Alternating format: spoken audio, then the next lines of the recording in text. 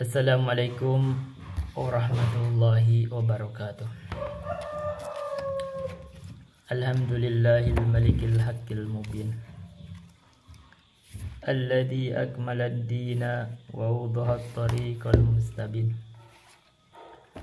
Wa asyhadu an la ilaha illallah wahdahu la syarikalah syahadatan yarjul muwahhidu bihan najata yaumaddin. Wa asyhadu anna Muhammadan abduhu wa rasuluh sayyidul anbiya'i wal mursalin wa ala alihi wa sahbihi wa man tabi'ahum bi ihsanin ila yaumiddin, amma ba'du. Hadirin rahimani wa rahimakumullah. Kita lanjutkan membahas kitab Qawaidul Fiqhiyah karya Syekh Abdurrahman bin Nasir As-Sa'di. Saya akan baca dari hafalan. Biasanya saya baca syarah, tadi lupa, malah tidak baca syarahnya. Malah baca-baca nahmu. Jadi kita ini, pengajian kita ini setiap hari ini adalah akan membahas pokoknya kitab tertentu. Ya, kita sekarang kitab Qawaidul Fiqhiyah sudah mau selesai. Tapi akan ada sisipan-sisipan ilmu. Banyak ilmu kita sisipkan, gak masalah, sebagai tambahan atau bahkan biar variasi. Dan biar kita itu selalu berpikir holistik. Dan ilmu yang disisipkan adalah ilmu nahwu dan sorof salah satunya. Itu akan selalu kalau ini apa. Dan ada ilmu-ilmu lain. Kenapa? Ada kenapanya. Katanya karena bisa itu karena biasa.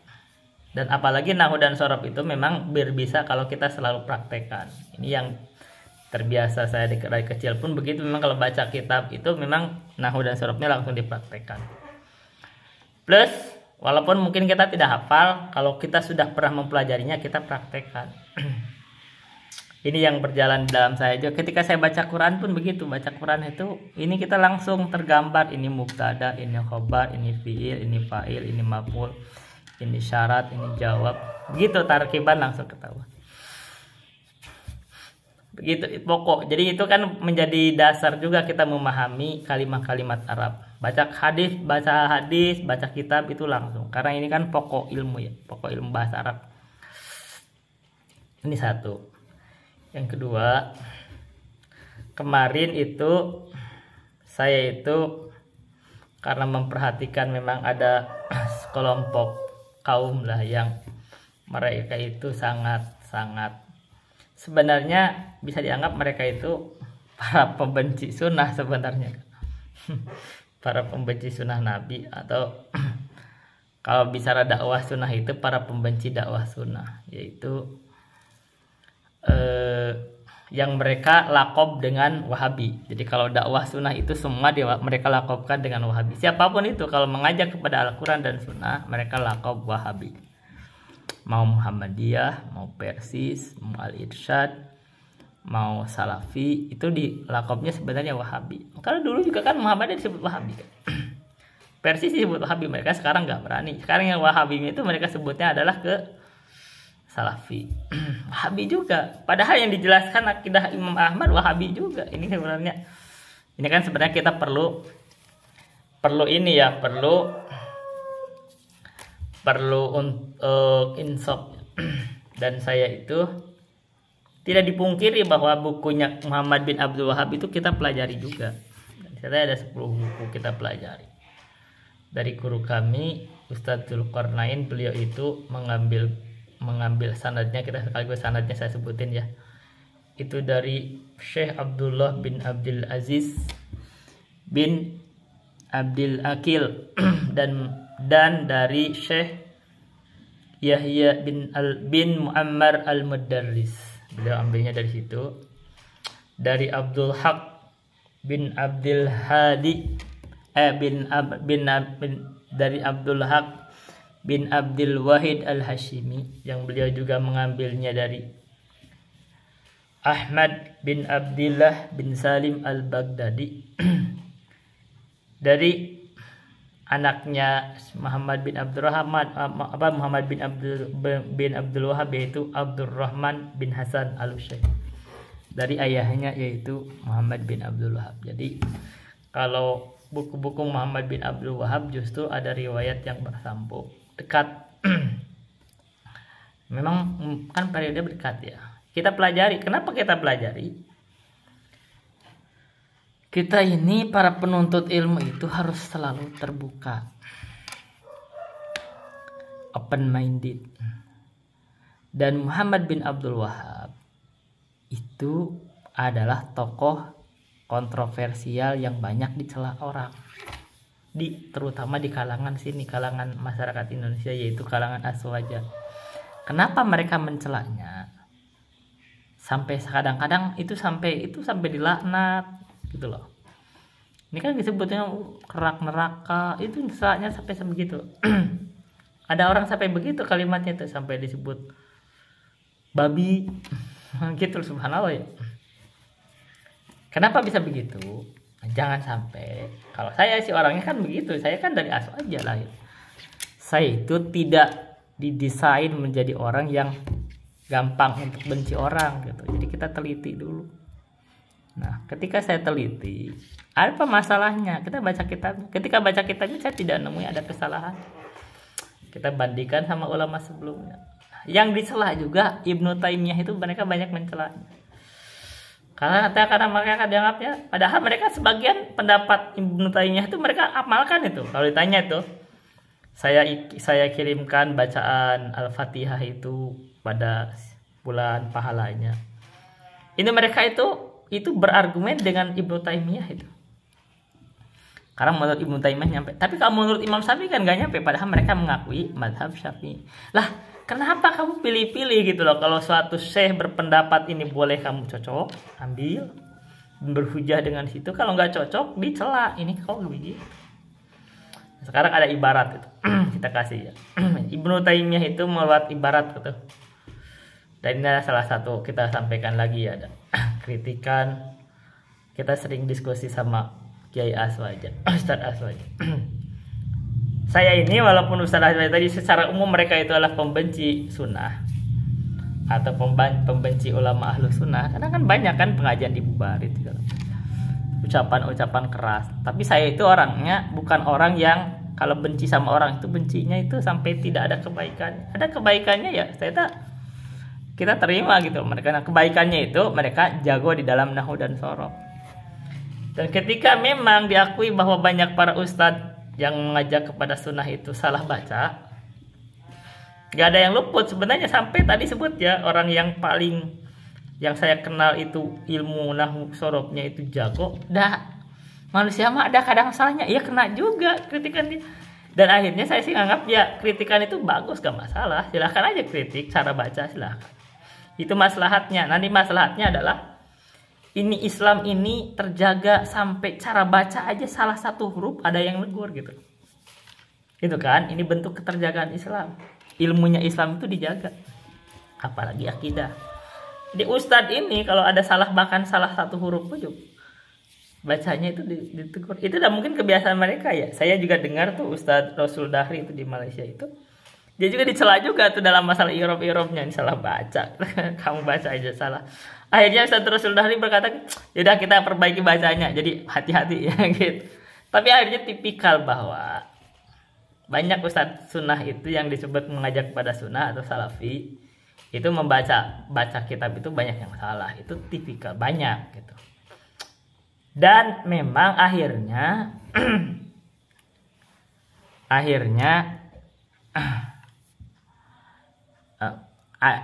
jangankan yang ini yang tidak belajar yang sungguh-sungguh kadang ya keliru juga. Dan itu manusiawi gitu sebenarnya. Dan akhirnya guru saya juga sampai menyampaikan pernah tuh, cirinya ahlul bidah dari masa ke masa itu memperbaiki bacaan orang, mengkritik bacaan orang. Dari zaman dulu ahlul bidah itu mengkritik bacaan, tapi tidak berpikir konteksnya yang dibaca itu apa. Nah, karena kalau kita ahlus sunnah itu yang dilihat itu apa yang terbaik yang disampaikan oleh para pendai itu, para ulama itu. Jadi kalau ada kesalahan-kesalahan kecil itu kita memberikan udzur, ya biasa salah, dianggap biasa gitu, kadang salah baca gitu loh, salah ucap. Tapi kalau ahlul bid'ah itu dari zaman ke zaman itu adalah yang dikritik itu adalah bacaannya. akhirnya hilang konteksnya, itu dia tidak ngambil pelajaran dari pelajaran yang disampaikan oleh ulama atau syekh. Sekarang kita cerita. Kemarin itu dia juga menyampaikan bacaan, ada salah satu ustadz, kita nggak kenal juga namanya siapa ya. Itu menyampaikan ucapannya Ibnu Taimiyah. Kata Ibnu Taimiyah, inna fid dunya, nah, itu ada jannah. Nah gitu. Nah, akhirnya kan orang-orang ya kalau pengen aman katanya begitu diwakafkan. Jannah. Jannah itu dibaca apa? Jannatun apa janatan? Nah, ini si ustadz ini bacanya jannatun. Inna fid dunya jannatun man lam yadkhulha lam yadkhul jannatal akhirah. Itu kalimatnya itu dikritik nih. Ini saya sedang diskusi itu. Lah gak usah disebut lagi namanya ya. Kita kemarin udah sekali spill. Nah itu dibaca, Ustaz ini baca janatan, itu apa janatan? Ini ya isim ina, itu yang isim ina yang muakhor, karena jadi khobar inanya itu di depan kan, fid dunya itu jadi khobar, jadi harusnya janatan ya, secara nahwu gitu. Inna fid dunya jannatan, bukan janatun ya. Kalau nggak pakai inna boleh, fid dunya jannatun man lam yadkhul lam yadkhul jannatal akhir. Tapi karena ada inna, jadi kita inna fid dunya jannatan man lam yadkhul jannatal akhirah. Sesungguhnya di dunia itu ada surga. Apa surganya? Ketenangan. Jiwa yang tenang.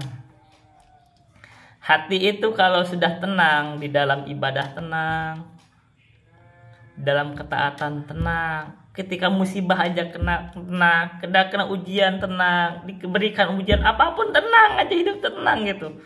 Yaitu berarti nafsul mutmainnah, itu disebut dalam Al-Qur'an. Allah berfirman, ya ayyuhan nafsul mutmainnah, wahai jiwa yang tenang. Nah itu surga itu begitu. Jadi surga itu kadang-kadang diberikan kefakiran, kadang diberikan kesulitan, kadang diberikan penyakit, kadang diberikan apapun, kadang dicela orang. Apapun musibah kena sama dia, apapun itu tenang. Nah itu berarti dia sudah sampai kepada kedudukan surga dunia. Apapun masalahnya, diberikan kesulitan apapun, dicela orang, dihina orang, ada kesulitan, ada kebutuhan, apapun masalahnya, kadang kasih penyakit, kadang apapun, dia tenang hidupnya, maka dia sudah sampai kepada kedudukan mendapatkan dunia, surga dunia. Itu kata Ibnu Taimiyah. Dan itu yang disyaratkan oleh Allah dalam Al-Qur'an, ya ayyatuhan nafsul mutmainnah, wahai jiwa yang tenang, surga dunia. Udkhuli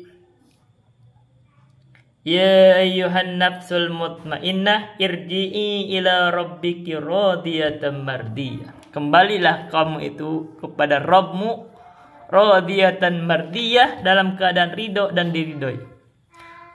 Fadkhuli fi ibadi wadkhuli jannati. Masuklah kalian di dalam kelompok hamba-hamba kami, dan wadkhuli jannati, masuklah ke dalam surga kami. Kata Allah. Maka kata Ibnu Taimiyah, barang siapa yang tidak memasuki surga dunia itu ketika di dunia, lam yadkhul jannatal akhirah, dia tidak akan masuk ke dalam surga akhirat. Jadi ini ada pelajaran, sebenarnya pelajaran pentingnya tuh kalau kita mengambil ilmu tuh. Jadi kita kalau ingin masuk surga, kita harus masuk ke dalam surga dunia, yaitu ketenangan jiwa, tenang di dalam ibadah, nyaman.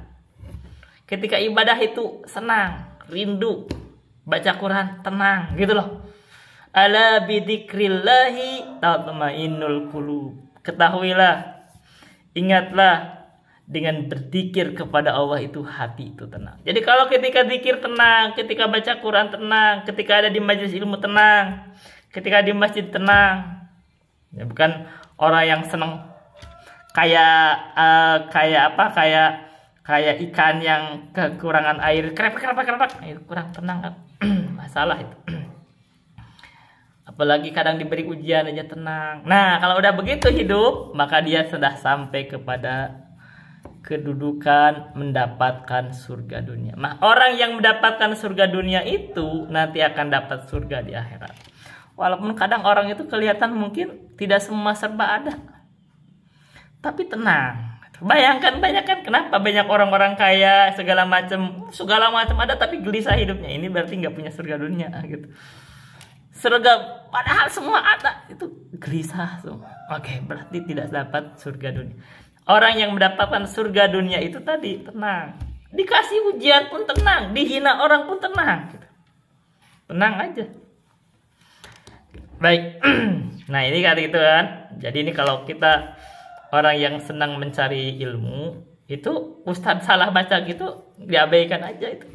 Dibaca janatan, di mata janatan dianggap gak penting gitu. Yang penting itu intinya apa sih? Nah, intinya adalah kita itu kan intinya adalah kita itu harus mencari jiwa, menjadi jiwa yang tenang, mendapatkan surga ketika di dunia.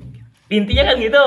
Tapi kalau orang yang dasarnya itu senang mencari kesalahan orang, dia tidak mau ngambil pelajaran, yang ada itu kamu salah baca gitu kan.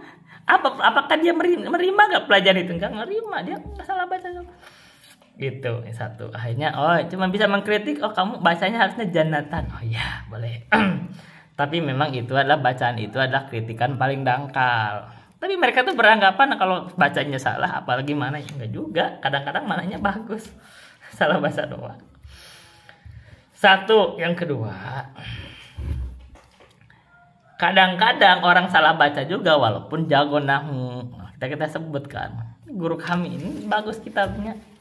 Ya, tapi kalau salah baca, salah ucap, misalnya baca bagus, itu manusiawi gitu loh. Salah sesekali mah, yang penting jangan banyak gitu loh. Kalau dari 100 lafaz dibacakan 90 salah, berarti dia salah, berarti nggak tahu ilmu. Tapi kalau dari 1000 ucapan salah satu, yaitu salah lisan. Satu. Begitu. Tidak ada orang ini di dunia ini, termasuk Syekh pun, yang nggak pernah salah baca. Itu nggak ada. Hatta kamu yang mengkritik pun pasti salah baca juga kadang-kadang. Satu. Ini pelajaran. Tapi kan saya tuh orangnya bukan orang yang pembenci mutlak gitu loh. Jadi orang-orang yang aswaja, yang kadang tadi disebut karakternya gitu, pembenci sunnah itu kadang tadi menuduh-nuduh ulama tanpa bukti, tanpa meneliti gitu. Kadang ucapannya sebenarnya merinding kan, kadang disebut laknat, kadang gitu laknatullah, kadang disebut babi, subhanallah ya kan. Ini kan nggak ada karakter ini, Ahlussunnah tuh nggak ada mendoakan di neraka, kerak neraka. Ada kan yang kayak gitu kan, kita kan nggak, saya juga dialamin kayak disebut iblis, nggak ada gitu. Kita akhlak kita itu nggak ada. Tapi saya itu bukan orang yang melihat orang itu membenci. Jadi ada manfaatnya adalah memperbaiki lisan kita. Jadi ada juga memperbaiki lisan kita. Jadi kalau ada kesalahan, kadang kita kan ada salahnya. Nah, kesalahan kita itu gampang diketahui oleh orang yang membenci kita gitu loh. Jadi kalau kita kepada ustadz nih, ketika baca ini, kalau sama santri-santri atau biasa ustadz jamaah yang mencari faidah itu nggak ketahuan pun, nggak ada yang negur. Tapi kalau sama mereka nggak sadar ketegur gitu loh. Jadi artinya itu akan membuat kita hati-hati dan perhatian. Nah, saya ini menganggap itu ada maslahatnya. Boleh aja, artinya silakan aja kritik, gak masalah. Ini ceramah saya, kalimat-kalimat kritik aja, gak masalah. Saya salah ucap, sebut aja, saya ambil maslahat aja, begitu aja gitu. Tenang aja dikritik, tenang, boleh gitu. Karena kritikan tidak akan jatuhkan kita. Kita sebut tadi, semua orang kadang ada salah. Jadi kalau disebutin ya alhamdulillah, silahkan aja sebutin salahnya apa, kita perbaiki kalau salah. Gitu. Karena itu juga saya itu juga nganggap ada maslahatnya juga ketika mereka takhusus di dalam ilmu nahwu dan sorof. Kan kemarin saya ajak diskusi, boleh aja kita bongkar Al-Quran secara nahwu dan sorof, kita i'rab Al-Quran. Dan ada juga pelajaran kan i'rab Al-Quran ada, jadi ada maslahatnya. Tapi sampai sekarang tidak direspon. Ketika kita ajak serius diskusi di bidang itu, gak direspon. Dan mungkin nganggapnya juga Nggak menarik mungkin kayak diskusi sama saya gini, karena mungkin ini orang nggak begitu banyak salahnya juga, mungkin ke saya tuh nggak banyak salahnya juga. Kalau salah-salah dikit itu mungkin ya, apalagi saya juga ngaku ya salah baca gitu kan. Jadi nggak menarik, akhirnya dia cari orang yang kira-kira ustadz yang banyak salahnya, mungkin karena ingin menjatuhkan. Ya nggak menarik sih kalau cari-cari menjatuhkan. Kita kan berarti kalau bukan diskusi ilmiah. Ya kita diskusi aja. Ada maslahatnya nanti kalau kita baca Quran dengan di i'rab, nanti dia akan, kita silahkan aja kamu jelaskan. Sebenarnya nanti akan saya pancing-pancing. Itu akan membuat mereka itu akan tambah ilmu juga kan. Oh, memahami Al-Quran. Karena penyakitnya ketika mereka jago di dalam ilmu alat, tapi mereka menjadi IDQ mereka itu adalah ini Al-Quran ini kita tidak bisa paham. Kita bukan mujtahid mutlak. Ini hanya ulama yang paham. Dan mereka merasa lemah untuk paham Al-Quran. Ini masalahnya, kamu merasa jago nahu, merasa jago sorok, tapi paling merasa lemah di dalam Al-Quran, dalam hadis. Ini adalah tugasnya ulama. Ini adalah mujtahid mutlak, kita bukan ulama. Padahal kamu jago nahu dan sorok, harusnya kamu juga tahu dong apa ada makna dari Al-Quran, makna dari hadis. Kamu bisa dudukan ucapan-ucapan ulama, sehingga bisa melihat ini ulama salah dan benar gitu loh. Kan ini jalannya orang-orang yang ahlu sunnah itu begini. Orang salafi, orang wahabi disebut wahabi, orang Muhammadiyah, orang persis, orang alisan. Ini Al-Quran ini objek yang kita kaji. Sehingga orang boleh bicara apapun, boleh. Ulama apapun boleh bicara. Kita tinjau nih berdasarkan Al-Quran dengan ilmu-ilmu yang seadanya mungkin kita punya. Kadang-kadang ada kurangnya dalam nahwu dan sarf. Tapi kan ilmu alat kan banyak. Alat ini banyak ilmunya, tidak hanya dalam tinjauan itu, bukan nahwu dan sorof aja. Kita ditinjau secara penggunaan dalam bahasa Arab, kita tinjau dalam penggunaan dalam ucapan ulama lain, kita buka dalam tafsir dibuka beberapa tafsir, kesepakatan ulamanya di mana. Begitu akhirnya supaya kita tidak luput dari, bukan hanya kita tinjau dari nahwu dan sorof, enggak juga, bisa jadi salah juga kalau hanya dari nahwu dan sorof. Enggak cukup itu. Gak cukup, itu kan hanya satu alat, gak cukup. Jadi alat pun banyak. Kita bicara hadis, bukan hanya nahwu dan sorof, kita hadis itu kita lihat juga ini hadis ini sahih enggak. Kan ini kelemahan aswaja juga. Mereka itu tidak perhatian di dalam hadis, sehingga hadis palsu aja disampaikan. Kan gitu masalah. Jadi kalau itu kalau bicara hadis, kan ini lebih berat lagi dibanding nahwu dan sorof. Ilmu hadis lebih berat. Nah ini perhatian orang salafi ini di hadis. Ini guru kami ini jagonya ilmu hadis, riwayat-riwayat. Jadi kalau misalkan nahwu dan sorof sekedarnya aja kita bisa baca gitu loh, boleh. Karena tadi ya kalau kita terlalu fokus di satu bidang kan kita perlu fokus. Ada masalahnya kalau terlalu fokus di satu bidang, kita akan abai di bidang lain gitu loh. Kemarin kan disebut, makanya ilmu itu mahawa jami'al ilmi ahadun la walau marisahu alfasanah. Innamal ilmu kabahrin zahirin fattakhid kulla syai'in ahsanah. Ilmu itu tidak ada yang bisa dikumpulkan oleh satu orang, walaupun dia mencarinya 1000 tahun. Maka kenapa? Karena ilmu ini seperti samudra yang mendalam, yang luas. Maka ambil di setiap ilmu itu yang terbaik, yaitu dasarnya. Ya yang penting tahu dasar aja, tapi banyak yang kita ambil gitu loh. Seperti ini yang saya tempuh juga. Kita ambil yang dasar-dasar aja, kita ambil nahwu, ya udah kita yang penting kita bahasa tahu lah. Kalau ucapan itu ya nggak salah-salah banget, kalau salah jangan banyak gitu loh. Tahu gitu loh. Lisan itu kita kan beda, orang berilmu sama enggak beda itu. Makanya ada di tes tuh ada itu. Kamu udah belajar belum? Oh, saya belajar sedikit. Coba baca. Banyak begitu dibaca, banyak benernya, sedikit salahnya, kamu udah banyak belajar gitu. Ketahuan, orang yang pernah belajar itu ketahuan gitu loh. Makanya kalau kata saya misalkan ya, mungkin nggak dianggap, siapa yang kenal saya sebagai ustadz misalkan di kalangan ini. Tapi begitu saya baca saya itu, kamu kedudukannya ya sudah layak untuk berbicara misalkan. Akhirnya kan orang asal aja yang sering kritik aja nih, orang para ustadz yang lain dikritik. Ke saya nggak, dia nggak berani banyak mengkritik juga, nggak banyak gitu. Kenapa? Ya sebenarnya ini udah, dia kan ngaku tuh yang suka mengkritik ini saya nih, ini orangnya sebenarnya udah berilmu juga gitu. Karena ketika disampaikan ada kesalahan dia ngakui juga ya salah. Gitu. Jadi akhirnya kan dia katanya senang kalau diskusi sama saya. Ya kan kita juga gak pernah kalau yang salah gak pernah ngaku benar, ya ini salah, emang saya salah ucap gitu. manusia tuh gak ada yang sempurna juga. Kalau kita belajar nahwu kan lafaz-lafaznya kan bahasa Arab itu luas. Oh ini ternyata ini mufradnya jamaknya begitu. Jadi kita harus jadi orang yang senang berdiskusi.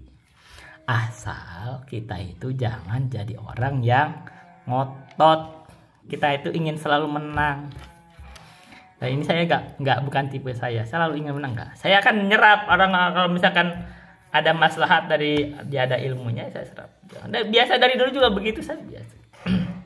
Ya, kalau bicara diskusi saya dari dulu juga sering diskusi. Ini makan sehari-hari saya diskusi. Ngomong diskusi biasa aja gak ada takut-takutnya. Kayak kalau orang nggak senang diskusi merasa benar tapi gak mau diskusi itu masalah sebenarnya. Oke, itu sisipan ilmu. Kita lagi-lagi nahwu ini kita ada bagian dari ilmu yang akan kita selalu ulang-ulang.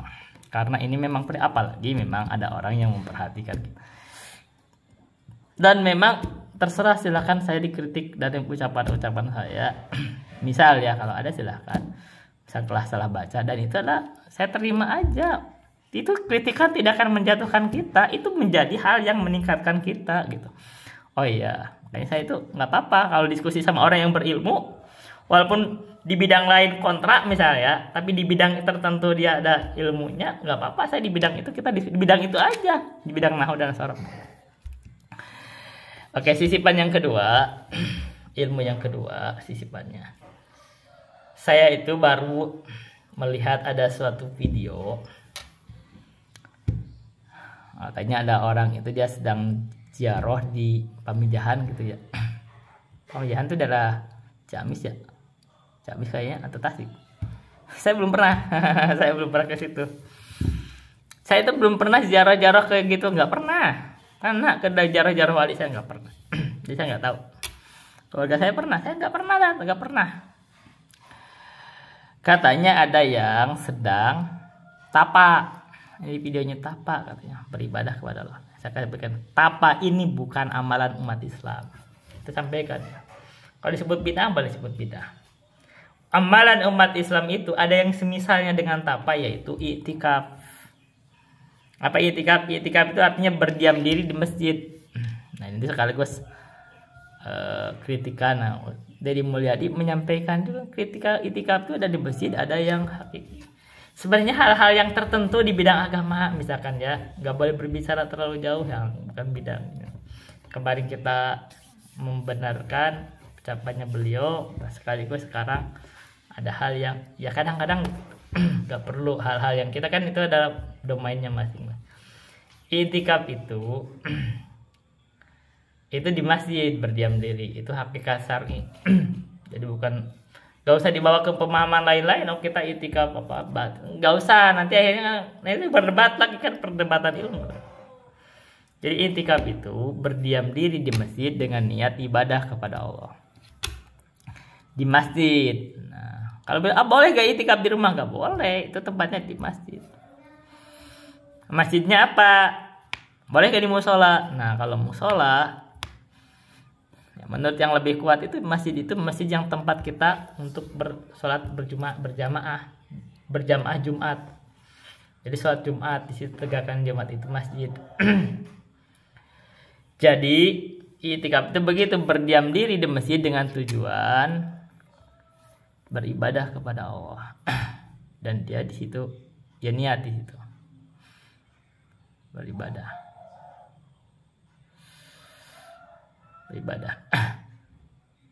Sekarang kalau dia di masjid, apakah perlu berwudu?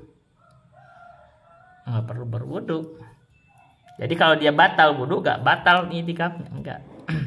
Kan kadang-kadang bisa aja di masjid dzikir, baca Quran, misalkan dari hafalan tanpa wudu kan masih sah. Penting di masjid. Tapi kalau dia berjima, misalkan keluar berjima, batal i'tikafnya. Itu baru disebutkan. Atau keluar misalkan dalam jangka waktu lama dari masjid yang bukan hajatul insan batal. Tapi kalau hajatul insan enggak, misalkan untuk makan. Saya itu merasa ya, kita juga kan kita ngalaminnya pernah juga kita i'tikaf. I'tikaf yang dianjurkan itu adalah di 10 hari terakhir di bulan Ramadan, dan kita kadang pernah ngalamin itu. saya nggak ngikutin sih itikaf itu, yang jalan itu yang itu biasa di masjid tertentu yang ada panitianya itu Masjid Amwa Al Muhajirin wal Ansor di Depok, itu ada tuh. Itu udah biasa kan pengajian di situ, jadi saya kenal ke masjidnya itu, udah kenal gitu loh. Jamaahnya kenal juga sebagian, mungkin mereka juga kenal nama muka saya, udah sering kan. Benar. Di situ ya pernah ada di Bekasi itu namanya Masjid Pogung ya, bukan Pogung, apa namanya, masjid apa ya, Duku Bima, itu ada, suka ngadain. Tapi secara umum memang itikaf itu berdiam diri di masjid, dan kadang-kadang kalau masjidnya bagus itu ada panitia yang melayani kita sih sebenarnya, kadang dikasih makan, dikasih itu. Jadi kalau kita mau beriktikaf, mau beribadah di masjid, itu namanya diiktikaf. Cari aja masjid yang kalau bisa banyak orang gitu kan, ada yang menyediain makanan, difasilitasi, kan lebih enak ya, begitu. Lebih enak. Ada di masjid tertentu, gak semua masjid. Tapi kalau perginya ke guha gitu loh, tapa, itu bukan amalan umat Islam. Sekarang nanti kayak mana kalau dia sholat gak sholat juga, gimana kamu menganggap ibadah ninggalin sholat, diem aja matung begitu, itu amalannya Buddha mungkin, Hindu mungkin, itu bukan amalan umat Islam. Gimana kan ada cerita misalkan itu Sunan Kalijaga itu dia itu tapa di sungai, dia nggak sholat. Secara umum ya saya sih gak membenarkan itu, gak membenarkan. Anggap andai kan Sunan Kalijaga begitu, saya gak membenarkan Sunan Kalijaga ini keliru gitu loh. Karena yang benarnya adalah kita tidak boleh meninggalkan sholat. Gak boleh. Dari amalan siapa meninggalkan sholat ketika syariat udah lengkap? Nabi itu dulu pernah tahanus di guha, dan itu belum ada syariatnya, belum diangkat jadi nabi. Beliau itu menyendiri. Kenapa menyendiri? Ingin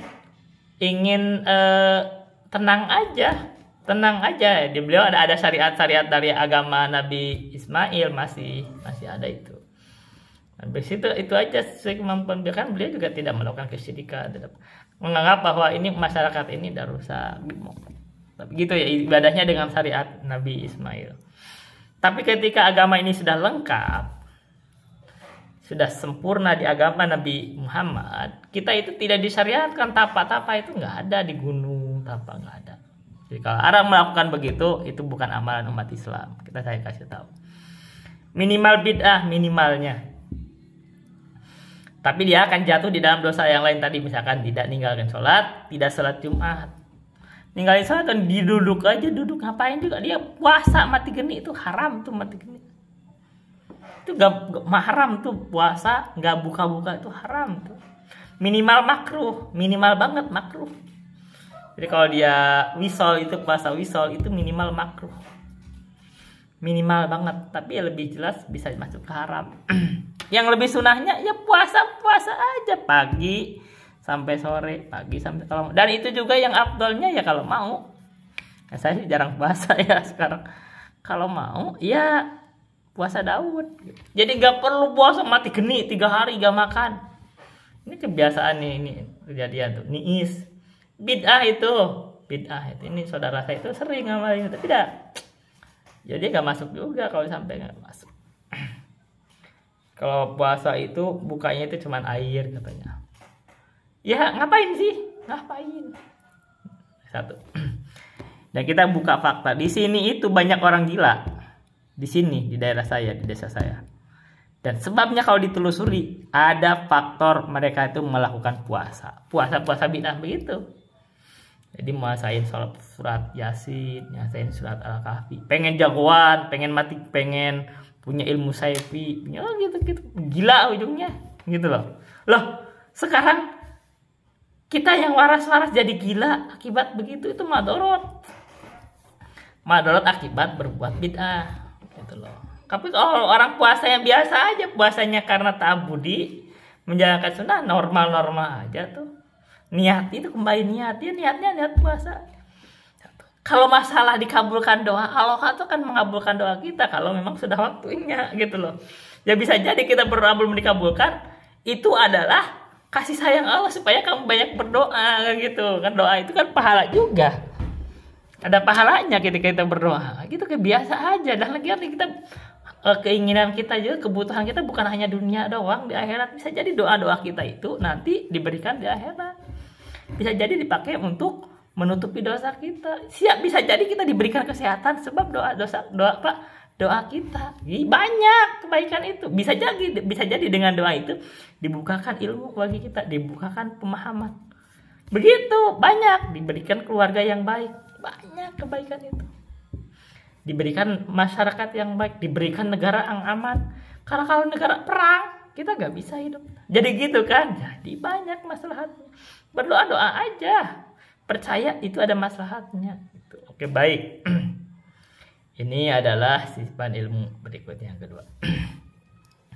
Yang ketiga, saya juga ada lihat video tuh katanya dia ahli. Nggak sebutlah akunnya. Itu ada tempat-tempat yang mungkin dikeramatkan, itu siapa, itu tokoh terdahulu, nggak tahu fiktif, nggak tahu benar katanya. Ada air itu.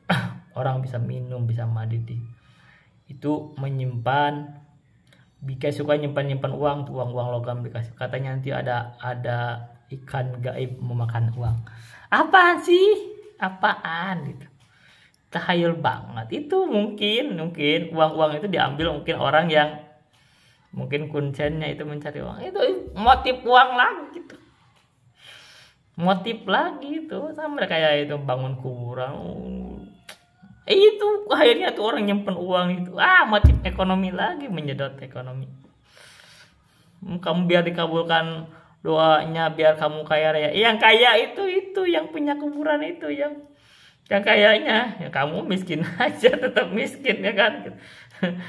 Uang ada aja dikasih gitu, kasih pergi bolak-balik. Nah, yang kaya itu, iya yang kaya itu yang bikin kuburan, yang juru kuncennya. Gitu kan, ada uang kumpul. Ya jangan menjadi orang dibodohin lah, jangan.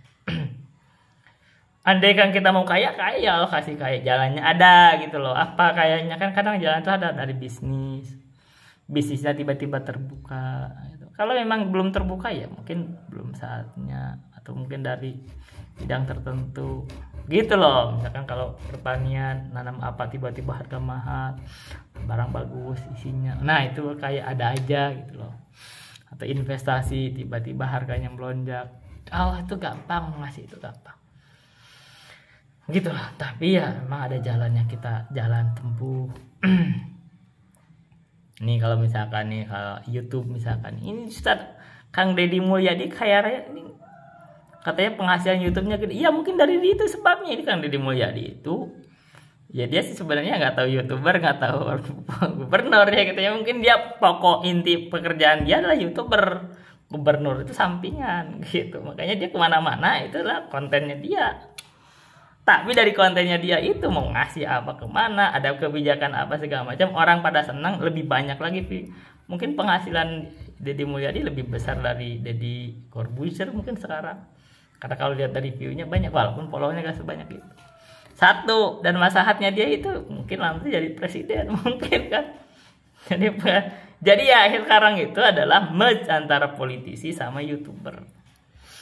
Dan itu dari kekuatan dia. Tapi ya masalahnya juga gak dirugikan di masyarakat. Ngapain, biarin aja dikontenin sama dia. Misalkan kebijakan-kebijakan itu kan bagian dari informasi publik juga kan, gak apa-apa. Terus begitu ada penghasilan Deddy Mulyadi ngasih sama orang, bagus juga. Bagus itu, silakan, bagus. Saya gak nyalahin. Daripada korupsi yang gitu, daripada mengkorupsi, kalau dia punya penghasilan bangun jalan lah, bangun ini bagus, silahkan. Nah, kalau perlu pejabat begitu semua kayak Deddy Mulyadi, bagus. Jadi gak usah ada yang kritik, biarin aja, itu keterbukaan publik. Ya memang kadang-kadang pejabat tertentu tidak boleh terbuka. Misal kalau misalkan bidang pertahanan, enggak, itu kan pasti ada yang negur. Kalau bidang pertahanan ini kan bukan pertahanan, bidang sosial boleh. Jadi saya sih nggak apa-apa, biarin aja. Allah tahu yang terbaik itu, Allah tahu kok niat-niat orang itu, nggak usah, biarin aja. Gitu loh. Sama kayak Ustadz ini, Ustadz juga bisa jadi mungkin banyak terkenal segala macem, dari YouTube segala macam penghasilan banyak, bisa jadi. Allah tahu niat-niat orang. Allah tahu niat-niat orang, tahu. Ada yang tulus, ada enggak. Tapi nggak apa-apa juga, maslahat ada maslahatnya begitu. Kalau misalkan ada ilmu yang disebarkan, itu kan lebih baik daripada konten-konten yang nggak jelas, isinya maksiat, isi apa, segala macam. Jadi kalau para ustadz nih buka YouTube, buka apa, ada maslahatnya, silahkan. Membedah ilmu, membedah apa boleh. Karena itu lebih baik daripada YouTube kita itu atau media sosial itu diisi dengan hal-hal yang nggak benar. Dan kalau misalkan ternyata misalkan ada penghasilan yang besar kayak Ustadz Abdul Somad itu kan besar penghasilannya misal, ya bagus, kita sih bagus aja silakan. Tapi ada fitnah yang kita ingatkan, hati-hati. Memang niat itu adalah tulus ya. Jangan sampai karena ingin mengejar popularitas akhirnya meninggalkan esensi.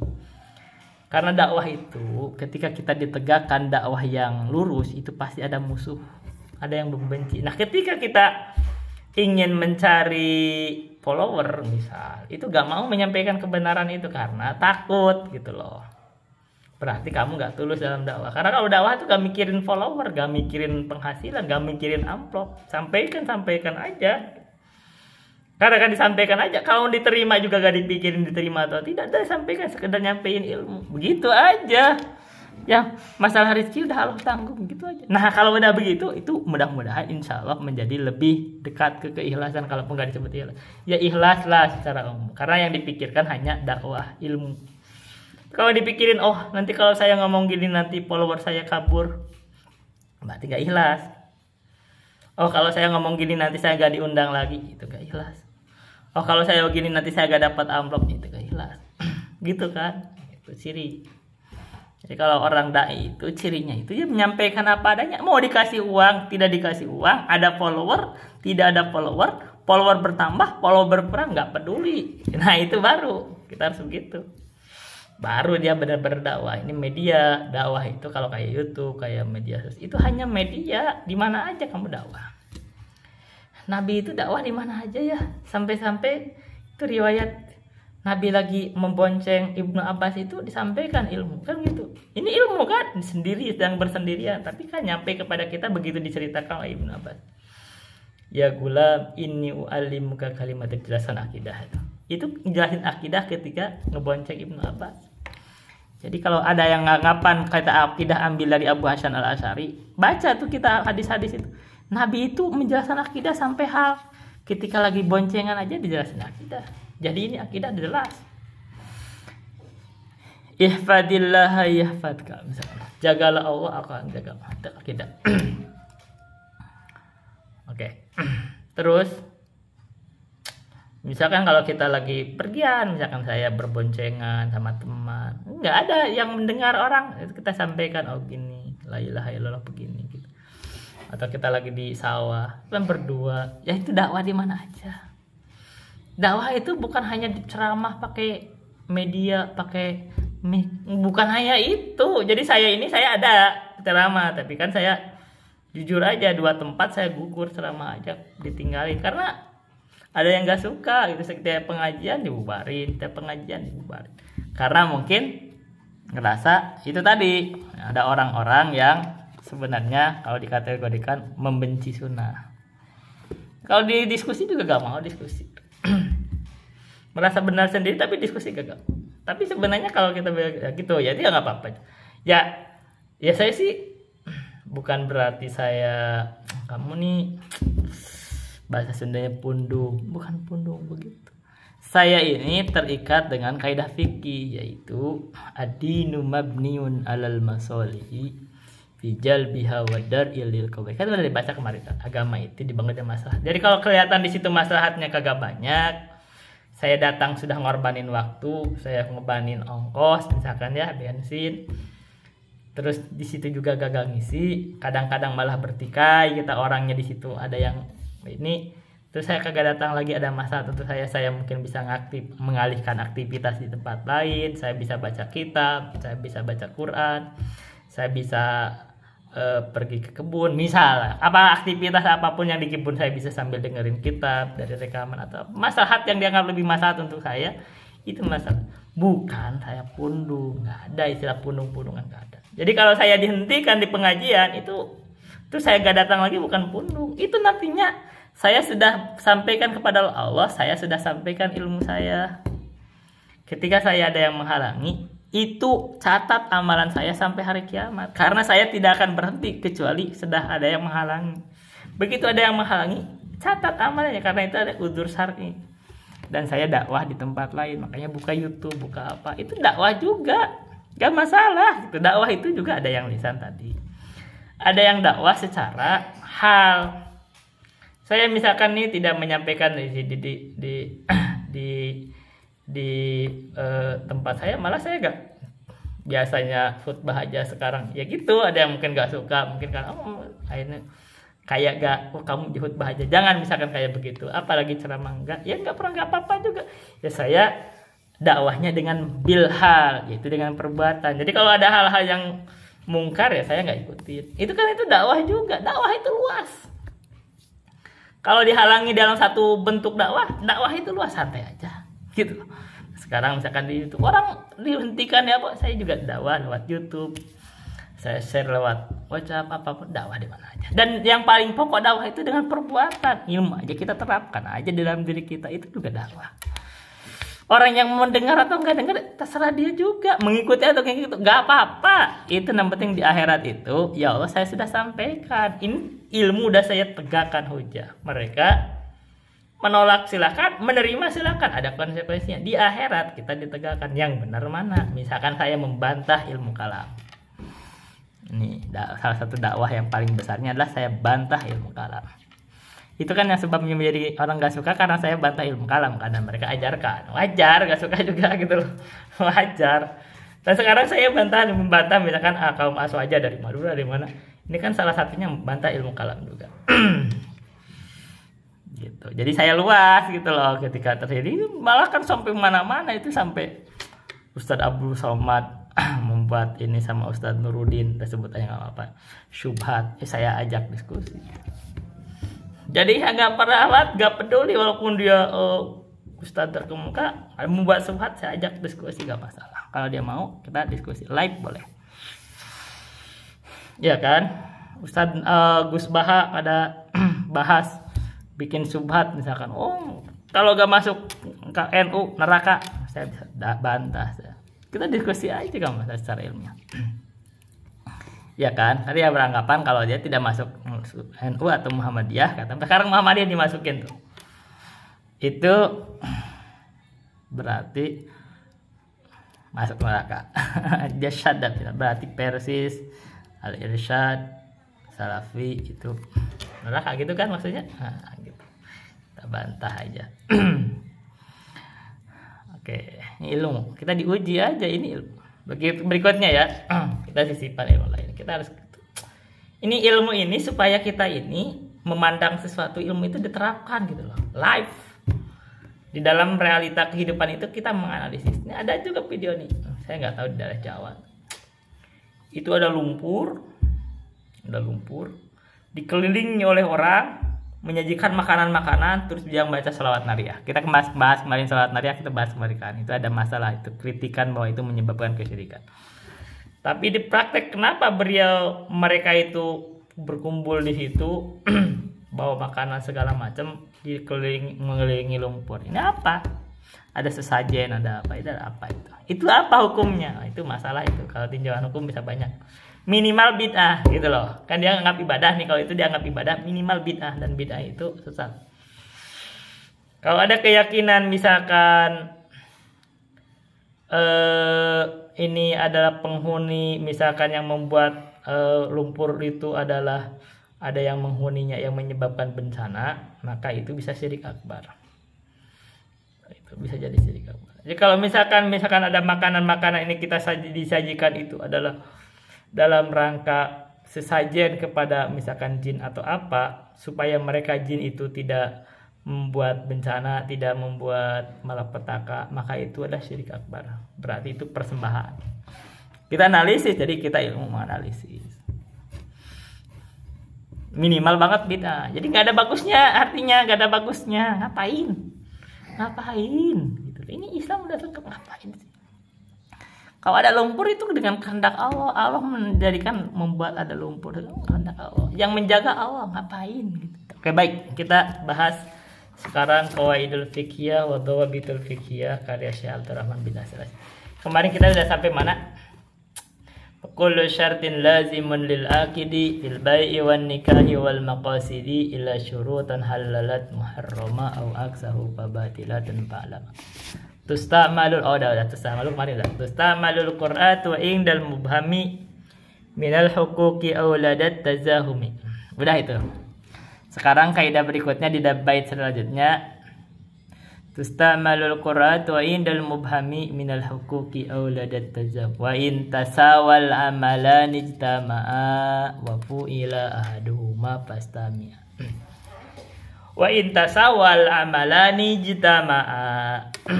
Bila mana tasawa, bila mana sama, tasawa itu yang bersama itu bersesuaian, sama berarti al amalani ijtama'a, al amalani dua amal ijtama'a maka kumpulkan keduanya, wa fu'ila ahaduhuma fastami'a dan kerjakan salah satunya. Oke, baik. Jadi secara nahwu itu tasawa dari kata sawa. Di kata sawa di bersesuaian, bersamaan berarti tasawa, sawa ditambah dengan ta, tasawa.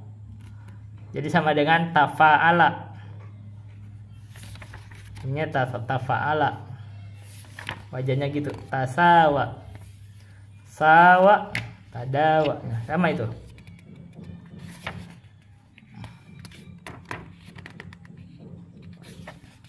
Baik.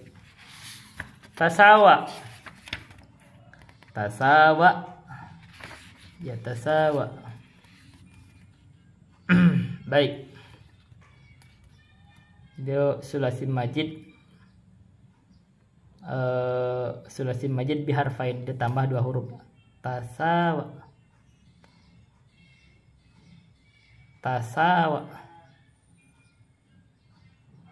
Sawa jadi tambah ta dengan alif. Sawa yusawi aja. Tasawa, baik. Wa in tasawal amalani ijtama'a, al amalani dua amal itu berarti dia masuknya itu artinya isim tasniyah. Jadi kita tambahannya isim tasniyah kan. Karena al amalani itu isim tasniyah. Cirinya berarti kan itu jadi fa'il. Fa'il itu ada rofa. Rofa itu ciri rofanya adalah alif. Tasawal amalani ada alifnya di situ. Jadi bila mana sama, amalan itu sama, bersamaan berarti bersesuaian antara dua amal. Ijtama'a maka dikumpulkan saja. Wa in tasawal amalani ijtama'a wa fu'ila ahaduhuma fastami'a dan kerjakan salah satunya. Maka dengarkan itu tambahan kalimat. Maksudnya gini. Ini ada kaidah di dalam fikih menggabungkan dua amalan yang sama. Tapi diniat menggabungkan, maka dikerjakannya satu, tapi begitu digabungkan pahalanya double. Nah, ini masalah niat. Jangan menggabungkan amal. Misal nih, kita ini amalannya itu yang sama itu adalah sholat 2 rakaat.